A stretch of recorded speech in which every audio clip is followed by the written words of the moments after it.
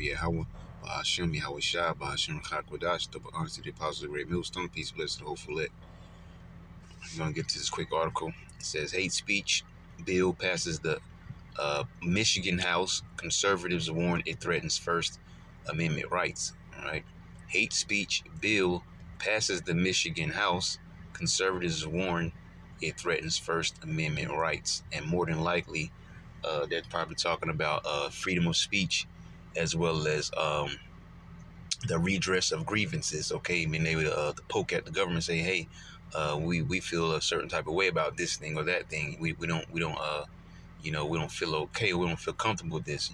That pretty much being scared that right being taken away.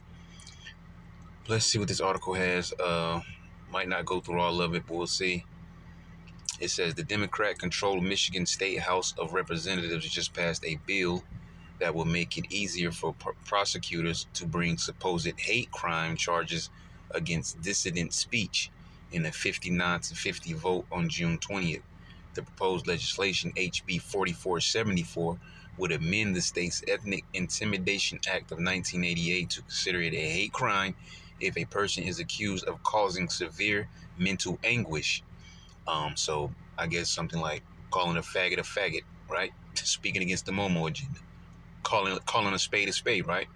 Or it could be in other situations as well.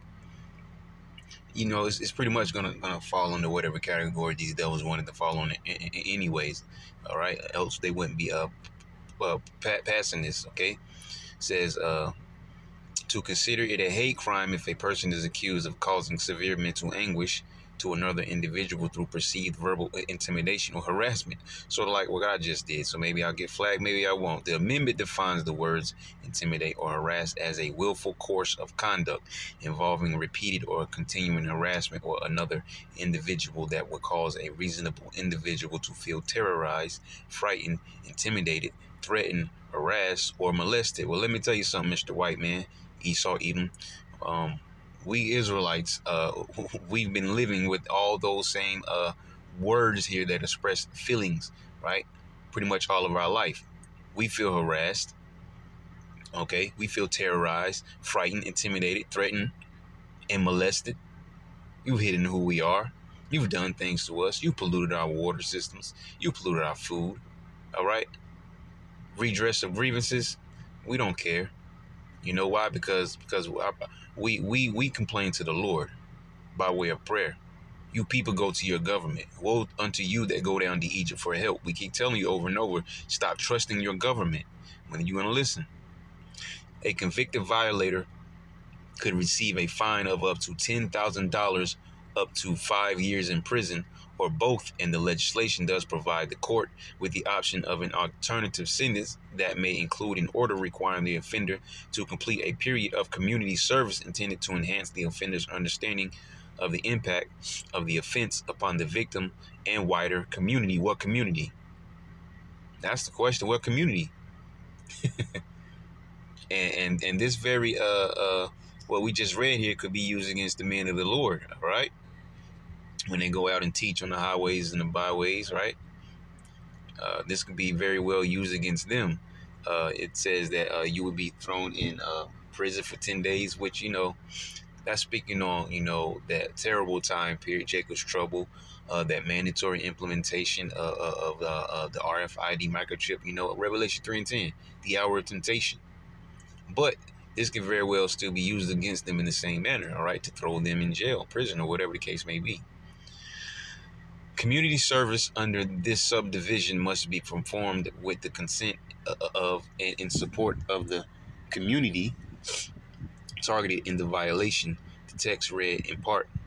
In his remarks on the House floor the same day, bill-sponsored Democratic State Representative Noah Arbit talked about why he feels this legislation is particularly important, especially with regard to recent alleged incidents of vandalism at places of worship and supposed attacks against there you go. They're going to pop up eventually, the alphabet community. That's why I just asked, which community are you getting at?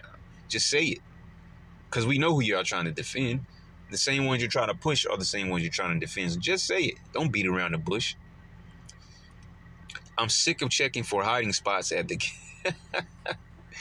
Oh man, well you ain't got to have. You're not gonna worry about that in the kingdom, right? Because you won't be doing that. It says, I'm sick of checking for hiding spots at the gay bar. Should a gunman open fire? I'm sick of my Chaldean, what? My Chaldean constituents. Wow, they actually put that word in there. Light it up for you. Hold on. Make sure you see what I'm looking at. All right, you see it. I'm sick of my Chaldean constituents being murdered in their place of business, said Arbit, who represents a community of Christian refugees from the Middle East. I'm sick of reading headlines about mosques and churches being desecrated because the Lord is not in the mosques and the churches, so desecrate them, bring their idols down. We actually used to destroy their idols back in the day, or we were supposed to, all right, because Israel went off a little bit, but that was something that was told to us, to destroy their idols and so on and so forth, bring down their groves. But anyways, it says Michigan can be so much better, and it's about time that we were okay. Now continuing on, let me see, drop down. It says Democratic State Republican Emily Devendorf echoed the sentiment. We know that at this time in history, extremism is on the rise, but also our hate speech has translated into hate actions that put our most vulnerable populations at risk, she said. Related judge strikes down hate speech law for violating. Wow. Judge strikes down New York. I'm reading this right here where it says related. Judge strikes down New York online hate speech law for violating the First Amendment. All right. And that's why I just spoke of that First Amendment, that hate speech law, and the redressing of grievances. All right. When you feel something is wrong, you can't speak out about it. It says Michigan State Senate Republicans vow to fight bill. Even prior to the bill's passage, Michigan Republicans have warned of the possible implications for preachers, school administrators, teachers, parents, politicians, and citizen activists. Republican State Representative Steve Carra told CBS News Detroit, warned that if the hate speech bill's expansion goes too far, the Senate should immediately vote down. Scrap this bill. This is not a bill that we need for the state of Michigan, he says. Well, Michigan better strap in their boots, because if eventually this is going to be, across everywhere, okay? America and the globe, okay? They're going to, well, actually, I can't exactly say that, but most definitely in America, they're gonna continue trying to crack down on it, to the point of there being you not being able to speak out. But that's not gonna be on their watch, on their report, their time. It's gonna be on the time of the Lord. All right, Amos 8:11. Okay, we'll probably grab that as well. I think I got it queued up. But anyways, it says Attorney David Kallman of the Great Lakes Justice Center, a nonprofit legal organization dedicated preserving liberty in America, agreed and emphasized how words can be malleable. No, they cannot. Anyways, it says under the proposed statute, intimidate and harass can mean whatever the victim or the authorities want them to mean. Did you hear what they just said? Let me get this screenshot out the way. All right. Right here, I'm reading this. It says under the proposed statute, intimidate and harass can mean whatever the victim or the authorities want them to mean, which means a manipulation of words as well as situation. Most importantly, manipulation of situation, which means it makes it harder for that person to actually break free from the law once they crack down on you, all right, for calling a spade a spade. It says the focus is on how the victim feels rather than, and this is the problem with America, sissies, based on how you feel all the time. The focus is on how the victim feels rather than on a clearly defined criminal act. Clear thought, clear thinking. This is a ridiculous, vague, and subjective standard, Kallman said. The absence of intent makes no difference under this law. You are still guilty of the crime because the victim felt uncomfortable, because the victim felt whatever, This is what they're saying, especially when it comes to those alphabet people, because the victim felt like a sissy. You called them a sissy, and they felt like a sissy. It makes no sense. That's the whole point of me saying that, because it makes no sense. Calling a spade a spade. That's why I keep saying that. Moreover, law professor, because we know they're not pretty, and which this is just Michigan, but come on now, we know they're not just pushing this thing for all things. They're trying to protect their proud Americans, their the happy society, right? They're trying to protect the happy society. That's what they're doing it for. It says, moreover, law professor and former assistant U.S. attorney William Wagner is written testimony submitted to the Michigan House Criminal Justice Committee, said the proposed speech law is wholly inconsistent with fundamental principles of constitutional good governance under the rule of law. Well, someone with a little common sense, but it ain't going to matter.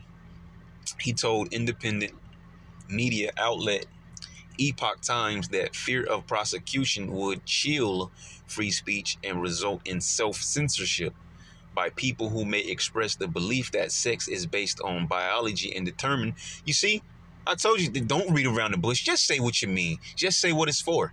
The happy people. The happy society. It's for the alphabets. The Transformers. The Decepticons. It's for the happy society. You see? See, if they do it good, they do it unwillingly. They always have a purpose. It says, free speech and result in self-censorship by people who may express the belief that sex is based on biology and determined by a person's chromosomes, and that marriage is a sacred union between one man and one woman. Well, that's what the Lord says. Well, not one, but, men and a woman, in general, because a man can have multiple women in our ancient customs, right?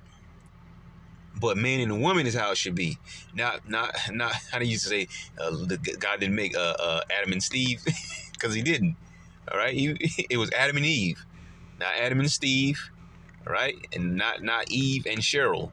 Okay, it says, Wagner further warned, make no mistake about it, those with anti-Christian agenda will wield a weapon capable of extinguishing Christian expression in the state of Michigan. And it really ain't no Christian expression, because the Christians aren't speaking out about this. They're too busy throwing rocks at the Israelites. He testified that the harassment provision permits authorities to make moral determinations and arbitrarily transforms a citizen's protected political expression or sincerely held faith-based beliefs into a prosecutable offense. You see, but this goes to show that even you Christians, though you're occupied with everything else except for issues that need to be addressed, they're going to crack down even on you as well. The Lord is going to test you Christians, even though you're not really following him, but he's going to put you to the test. All right, with all your fake beliefs and your false doctrines, he's going to put you to the test as well.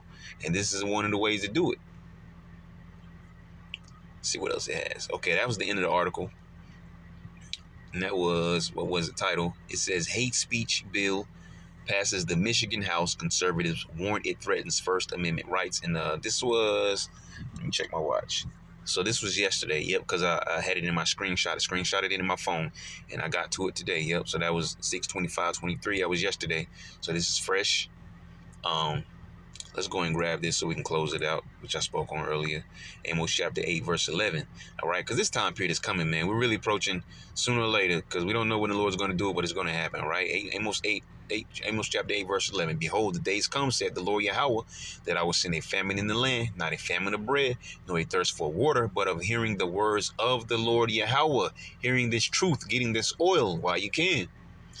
And they shall wander from sea to sea, and from the north even to the east. They shall run to and fro to seek the word of Yahweh, and shall not find it, because the Lord is going to shut off this living water. All right, he's gonna cut the faucet back on in the kingdom of heaven, but on this side of life, in the kingdom of Esau, right, in this season of Idumea, he's gonna eventually shut the living waters off from you 2/3, okay? Because the rest of the nations don't matter. The other 17 nations do not matter. You Israelites are the only ones that matter. You so-called Negroes, Latinos, Native Americans, okay? And being aware of things like this, especially when it's in your area, okay?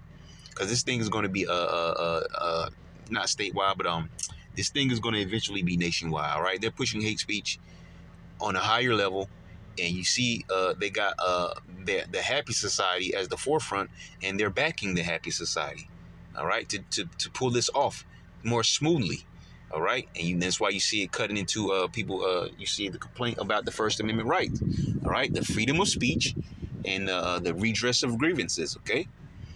So we'll leave it at that. Lord willing, you edify. Till next time, y'all. I'm gonna say shalom.